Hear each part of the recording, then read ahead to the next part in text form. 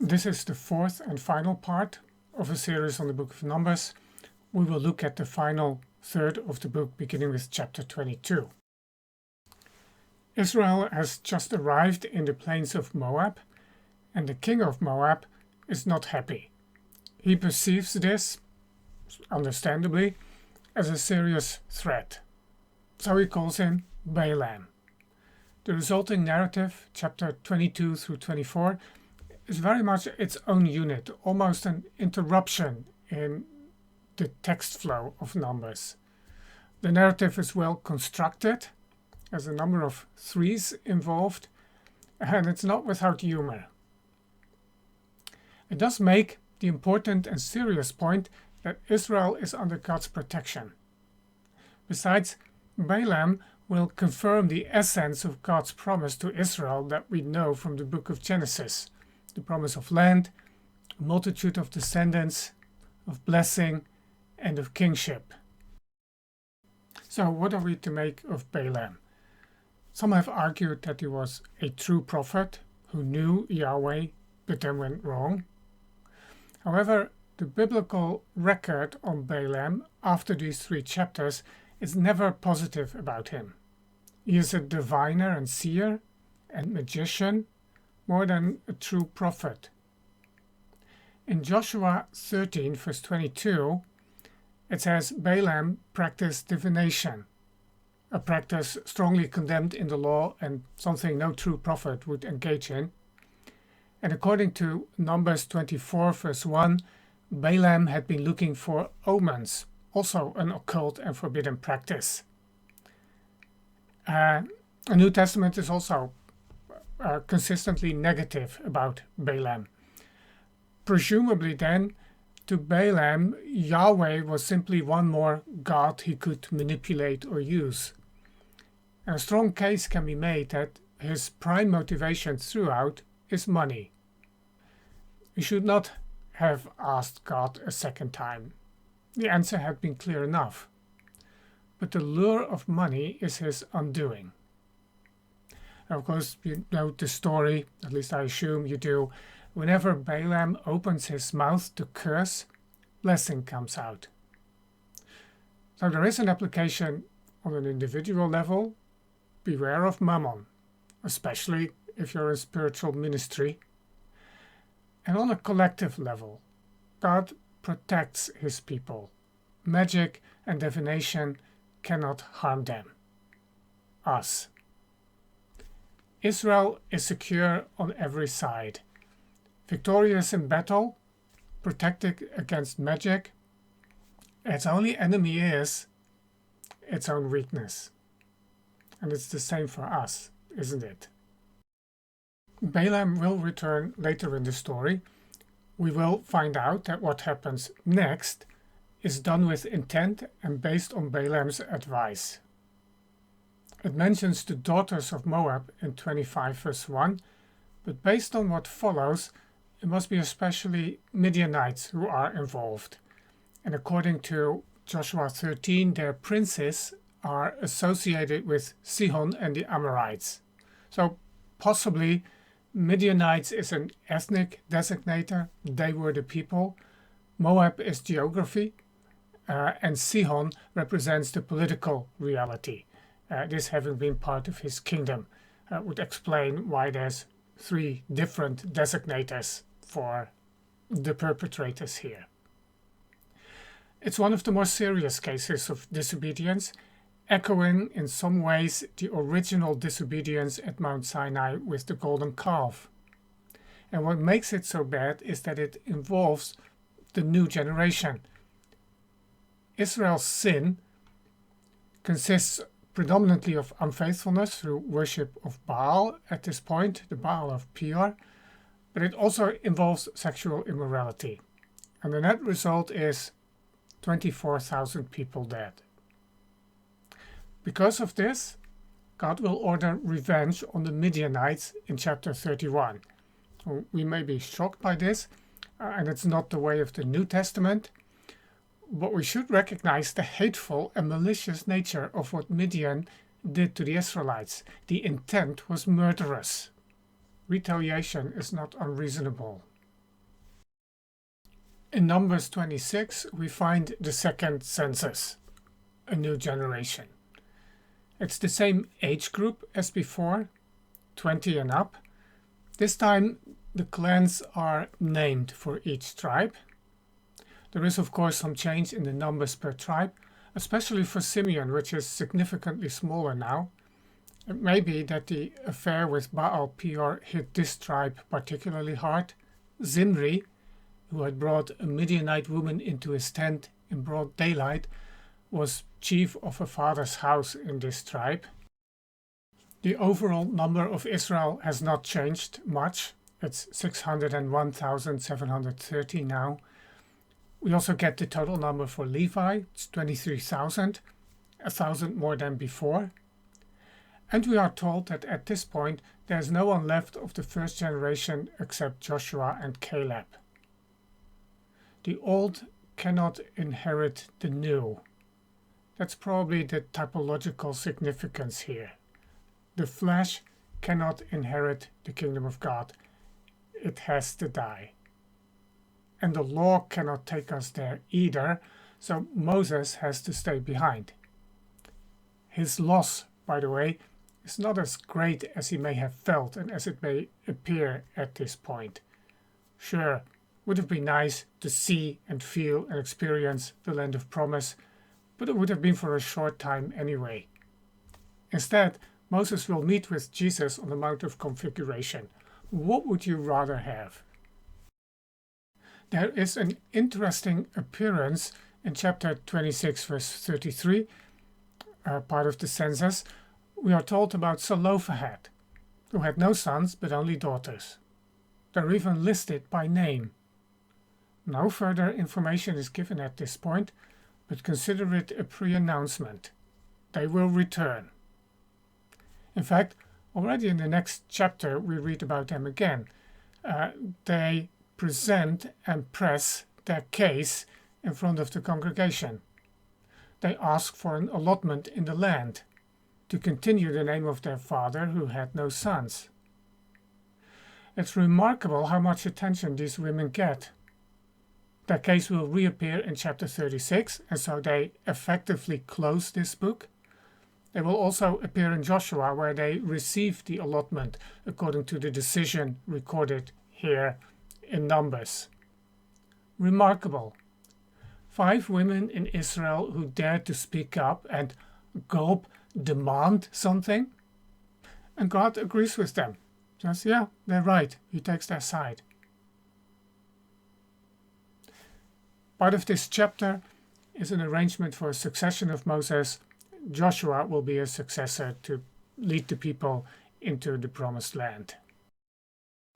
And then we are back to cultic legislation, 2 full chapters on which sacrifices to bring on various occasions with their grain and drink offering as the daily sacrifice, Sabbath, new moon, and then the festivals that we know from Leviticus, Passover, Feast of Weeks, trumpets, Day of Atonement, and the most extensive sacrificing takes place during the week of the Feast of Booths, where the number of bulls sacrificed each day counts down, and total 70 for the full week. Now, this too is preparation for life in the land.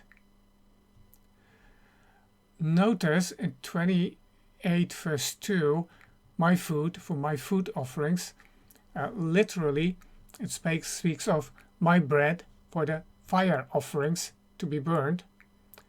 One does hear in this an echo of the original idea of sacrifice, food for the gods, because bread is mentioned, but I suspect it no longer carries this meaning here. It's about the pleasing aroma, therefore the act of giving that gives pleasure. God does not need the food. Parallel to the instruction on Nazirite vows in the first part of the book, we get a chapter on vows in general. So you can see the part for males is short, just do it. For women, the situation is very different. What do we make of this? Again, we run into a double standard.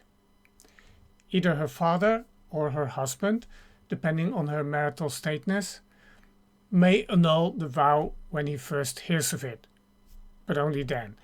If he does not speak up, she is bound by the vow. This may sound unfair by today's standards, and it probably is. But notice what the effect is, and therefore what the intent of the law is. It serves to protect the woman. In verse 12, when her husband has made the vow void, the Lord will forgive her. She is free. This is in no way held against her. But of the husband, it is said in verse 15, he shall bear her iniquity. It's therefore a rather serious matter to oppose your wife's or your daughter's vow. But the woman involved suffers no negative consequences or reproach from God's side when the vow is annulled. So now we move fast through several of these chapters. Chapter 31 documents vengeance on the Midianites because of the affair with Baal Peor. And when the Israelites execute vengeance on Midian, Balaam, in Numbers 31 verse 8, is also killed by them. And according to verse 15, it was Balaam who gave counsel that led to the affair with Baal Peor. Very clever. This way, and only this way, Israel could be thwarted and defeated, lead them into apostasy and unfaithfulness. It worked, at least a little bit. But why would Balaam have done this? Perhaps some of it was saving face, perhaps some desire for revenge. After all, Balaam had failed to fulfill his assignment to live up to his reputation. But I strongly suspect the lure of remuneration, of financial gain, was a significant factor as well. And that although the nation of Israel had done him no harm. What an evil heart to want to do them such harm in return. Now, other than this, the significance of this chapter may be that it illustrates the holiness of Israel and the way it needs to guard its status. Everything and everyone has to be purified before returning to the camp or being brought into it. There is detailed instruction for the plunder and how it is to be divided. And then chapter 32 documents how the 2.5 tribes ended up living east of the Jordan. It also shows they are firmly committed to help their brothers get established west of the Jordan. We get a sense that the attitude of this generation is very different from the one that was sent back into the desert at Kadesh 39 years before this. This time they are ready to go in. Chapter 33 gives an overview of the journey from Egypt to the fields of Moab, station by station. Many of the locations are unknown to us. Notice in verse 38 that Aaron died in the 40th year. This strongly suggests all of chapter 20 took place in this year. An era is coming to an end. Increasingly, Numbers give instruction for the new era that is about to begin, preparing Israel for life in the land. This includes, at the end of chapter 33, dealing with Canaanite religious artifacts and the distribution of the land, and the boundaries of the land, and the list of the tribal chiefs who are to oversee the distribution of the land then follows in chapter 34. It also includes the cities for the Levites and the cities of refuge in chapter 35. Interestingly, the net result of this will be that the Levites are spread out across all of Israel, as representatives and servants of God, making instruction in the law more accessible to everyone at a time when the law would not be widely accessible in written form, if at all. With the cities of refuge, a limit is put on revenge when someone is killed. It's important to notice there was an established practice in place, and the law limits it. This makes it difficult to use this passage to establish how we should legislate today in terms of capital punishment, yes or no. If this restriction is merely a first step in a better direction, as in legislation on slavery, it would not justify capital punishment for murder. This is arguable. Human justice is imperfect at best. Numbers 35 helps us to think through the issues, but I doubt it tells us what to do about murder today. And will those who argue in favor of the death penalty based on a passage like this also want to reinstall the practice of blood vengeance by a next of kin? It won't do to quote a few Old Testament passages. An opinion on capital punishment requires serious work.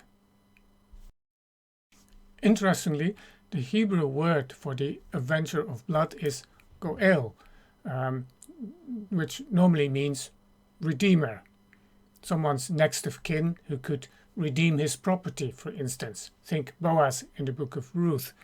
Here it becomes the redeemer of blood. The person is permitted to kill a true murderer of a next of kin, and so redeem the blood. So true murderer, that means someone who acted with intent to kill, or at least with an intent to physically harm the other person. But if someone acted without intent and death came about by accident, the perpetrator could flee to a city of refuge and would be safe there. Based on verse 25, it seems there would be a trial, but if someone was acquitted of murder, he would be restored to the city of refuge and would have to stay there until the death of the high priest. In light of what Jesus would later do as our great high priest, this is, of course, of great typological significance. But what did it mean back then?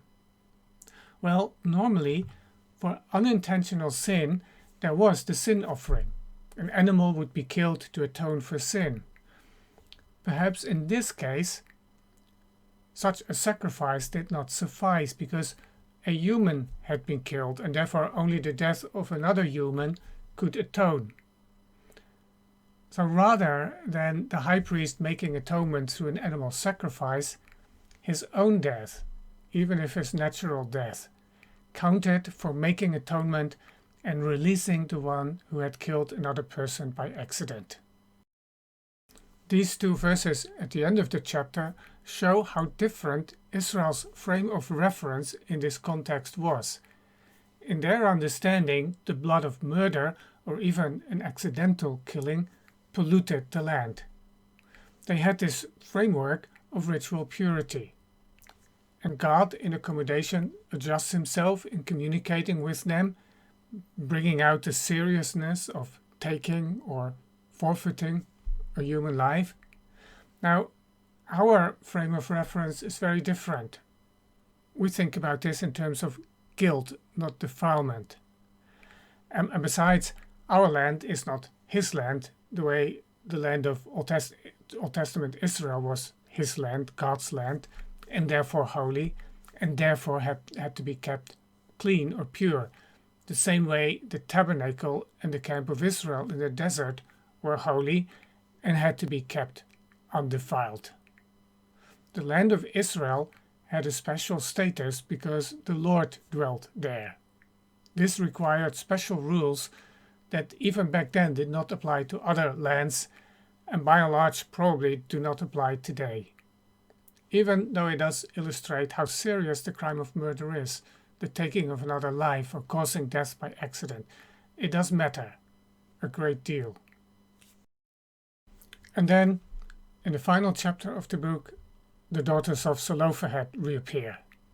Their tribe is worried that their inheritance may go over to another tribe if they marry outside of the tribe. It seems like a rather trivial matter to end this great book, but it shows the mindset of Israel. They are fully set on entering the land, and in their thoughts they are already living there. It also shows something else. Israel formed a society where every individual had a voice, even women. The ideal was for every Israelite to be able to live a self-determined life. Land ownership was distributed broadly to make this possible. After all, land ownership is the foundation of economic life in an agricultural society. The year of Jubilee, in which land was to be returned to its original owner, was meant to prevent the accumulation of land in the hands of a few. This set Israel on track to be an egalitarian and fairly democratic society. A flat society, not a pyramid with the king at the top. After all, the image of God and being sons of God is not merely for the king, but for every human being. Every human, male and female, shares in this divine call to royalty. And Israel was set up to be the first human society to show this, to give a demonstration of what it might look like. Or, to put this in modern terms, the ideal is certainly not a dictatorship ruling with the help of a circle of oligarchs. In closing, I have a suggestion to make. How about taking a few minutes to meditate on Paul's summary of Israel's journey in Exodus and Numbers as he gives it to us in 1 Corinthians 10. Or you can either take your Bible or use the text on the next screen. I'm going to stop here. I certainly enjoyed this journey with you. I hope you did too. Here's 1 Corinthians chapter 10.